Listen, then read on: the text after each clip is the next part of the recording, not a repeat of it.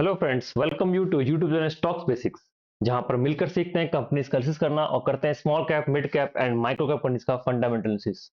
तो फ्रेंड्स, इस वीक के वीडियो में हम आपके लिए लेकर आए हैं एक ऐसी कंपनी जो ग्लोबल लीडर है वीजा एप्लीकेशंस में। बहुत हाई ग्रोथ कंपनी है, मल्टीपल एक्विजिशन करती रहती है, हर 2-3 साल में एक एक्विजिशन करती है। और सबसे स्पेशल बात यह है कि हमने इस कंपनी को ऑलरेडी कवर किया है आज से 1.5 साल पहले। तो उससे अब तक ये 2.5 टाइम्स ये अब तक बढ़ चुकी है, लेकिन अभी भी इसमें ऐसे ग्रोथ प्रोस्पेक्टस हैं कि ये कंपनी जो है वो आने वाले टाइम में भी काफी अच्छा रिटर्न बना के दे सकती है। तो फ्रेंड्स, अब तक आपने शायद वीडियो को गैस कर लिया होगा कि आज हम लेके आए हैं आपके लिए BLS इंटरनेशनल सर्विसेज लिमिटेड का एक एनालिसिस, जो कि एक फर्दर एनालिसिस है, जो कि प्रीवियस एनालिसिस के बाद में हम और डीप डाइव करेंगे कि हम ऐसा क्या देख रहे हैं इस कंपनी में कि हम कह सकते हैं कि आने वाले टाइम में भी ये कंपनी काफी अच्छा ग्रोथ कर सकती है।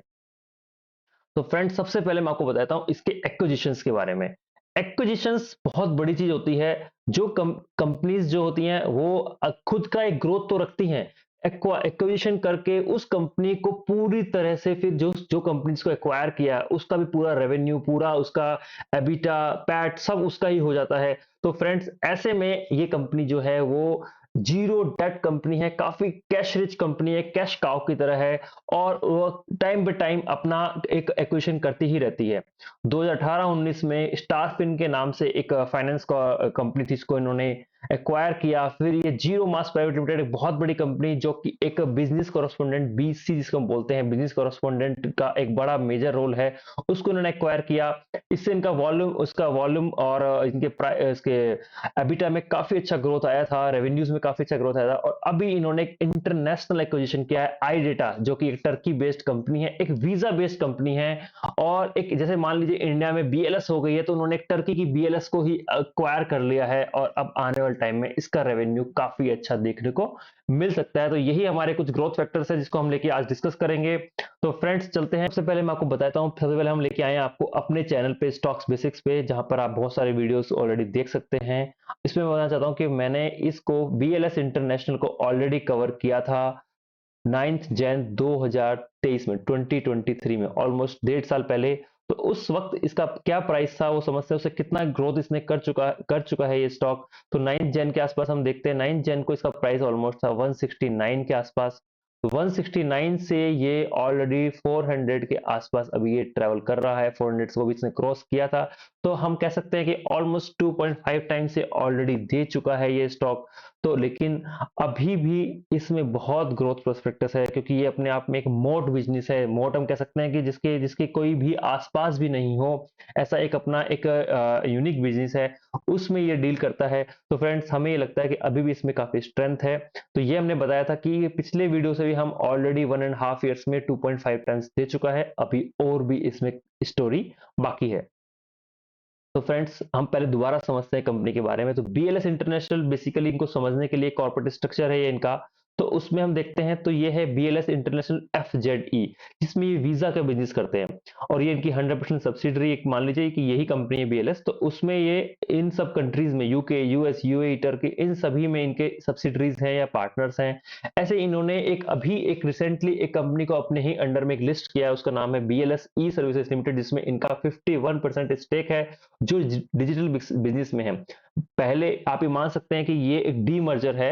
ये कंपनी जो है DLS ई सर्विसेज लिमिटेड, जिसमें स्टारफिन, जीरो मास, BLS केंद्रा, जिसमें कि बैंकिंग, माइक्रो फाइनेंस, इस टाइप के जो कुछ काम होते हैं, ये पहले इसी विंग में था। अभी इन्होंने इसको डीमर्ज किया और एक अलग से इसको एक इकाई की तरह स्थापित किया, और उसमें 51% इसमें स्टेक है। तो जो भी BLS ई सर्विसेज करेगा, उसका उसका रेवेन्यू, उसका उसका ग्रोथ उसमें भी BLS में मेन कर रहे हैं कि कंपनी की जो लीडरशिप मैनेजमेंट है, क्या उस पर हमें विश्वास कर सकते हैं, क्या वो क्रेडेंशियल है उसमें। तो फ्रेंड्स, ये कंपनी ऑलमोस्ट 20 ईयर्स से ज्यादा का इस कंपनी को एक्सपीरियंस खुद को हो चुका है, और जिसमें कि दिवाकर अग्रवाल जी जो चेयरमैन है, फाउंडिंग डायरेक्टर हैं, फाउंडिंग चेयरमैन हैं, प्रमोटर हैं, उनको 40 ईयर्स प्लस का एक्सपीरियंस है।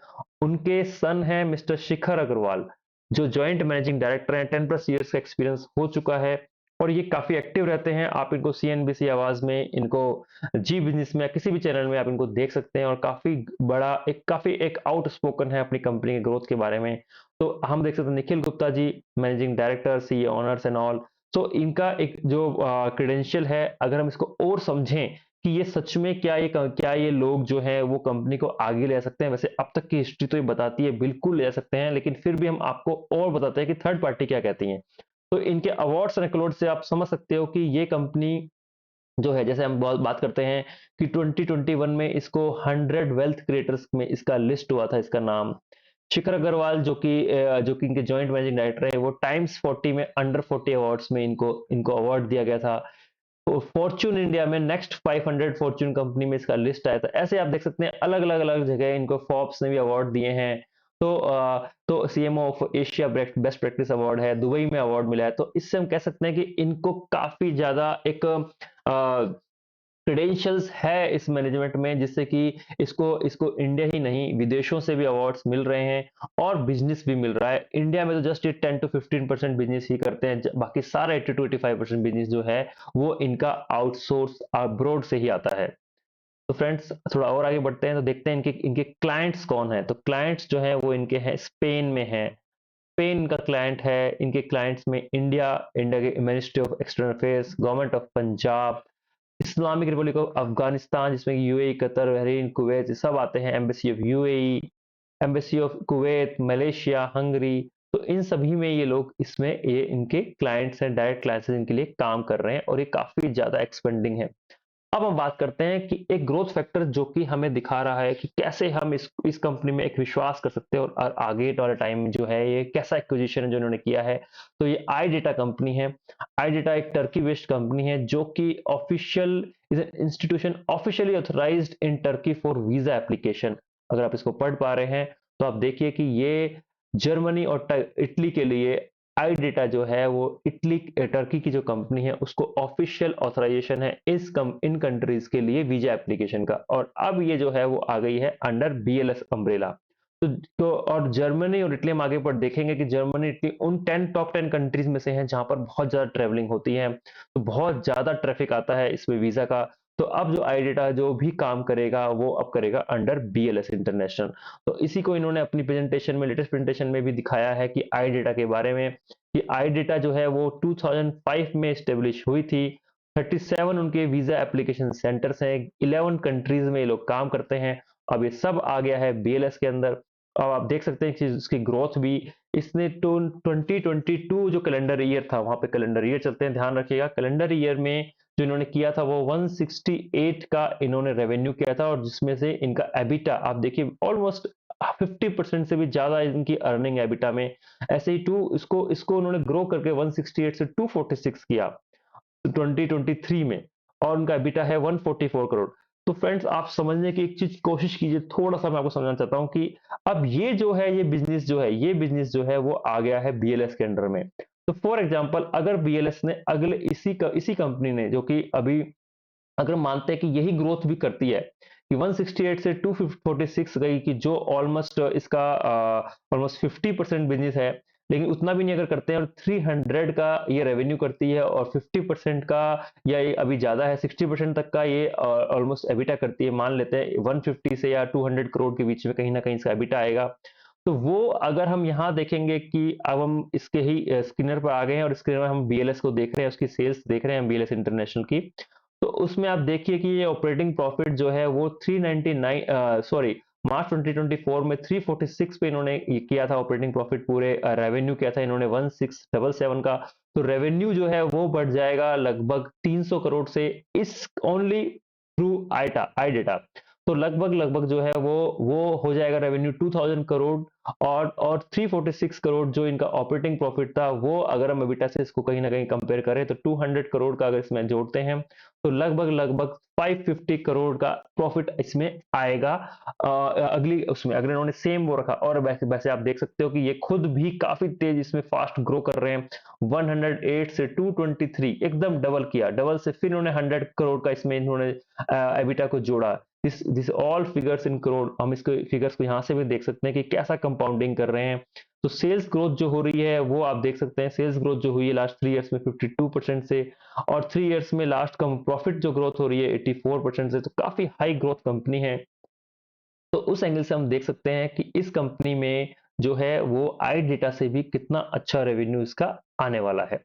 तो फ्रेंड्स आगे फिर दोबारा चलते हैं हम और डिस्कशन देखते हैं कि आई डेटा का क्वेश्चन पे कंपनी क्या कहती है। तो कंपनी ने कहा है कि हमारे ग्रोथ प्रोस्पेक्टस में आई डेटा का काफी अच्छा नाम होने वाला है, क्योंकि मार्केट शेयर का एक्सपेंशन मिलेगा उनको। उन्होंने कहा, जो मैंने आपसे कहा था कि इंडेक्स में डिस्कशन करते वक्त हम डिस्कशन करेंगे कि कैसे फ्यूचर प्रोस्पेक्टस है, तो एक इसमें वन ऑफ द थिंग है वो है आई डेटा का जो एक्विजिशन किया है, तो उससे इनको मार्केट का एक्सपेंशन करने का मौका मिलेगा।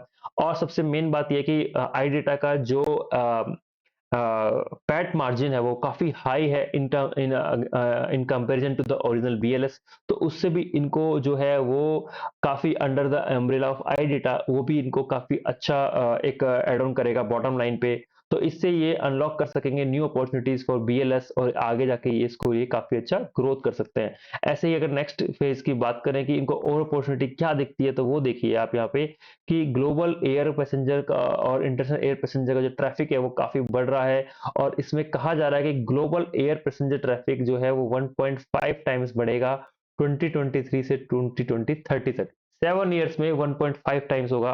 ये नंबर काफी बड़ा है, बिलियंस में इसका नंबर है। 2.1 बिलियन इन्होंने किया था एयर ट्रैफिक, जो 3.2 बिलियन होने वाला है, मतलब 300 करोड़ लोग से ज्यादा इसमें ट्रैफिक करेंगे, एयर ट्रेवल करेंगे। और आप ये देख सकते हैं यहाँ पर भी इसी प्रकार से वीजा का जो एक इंडस्ट्री है, वीजा की इंडस्ट्री जो है वो भी 14% के सीएजीआर से बढ़ रही है। और इसमें एक अच्छी चीज ये आ रही है कि पहले ये सब चीजें गवर्नमेंट के पास हुआ करती थी, अब वो आउटसोर्स कर रहे हैं। आप ये देखिए 2010 में, आज से लगभग 14 इयर्स पहले 78% जो है वो गवर्नमेंट खुद करती थी वीजा का, फिर आउटसोर्सिंग करते गए और रिड्यूस कर लिया 65% पे अपना खुद का, और आउटसोर्सिंग बढ़ा दिए 35 पे।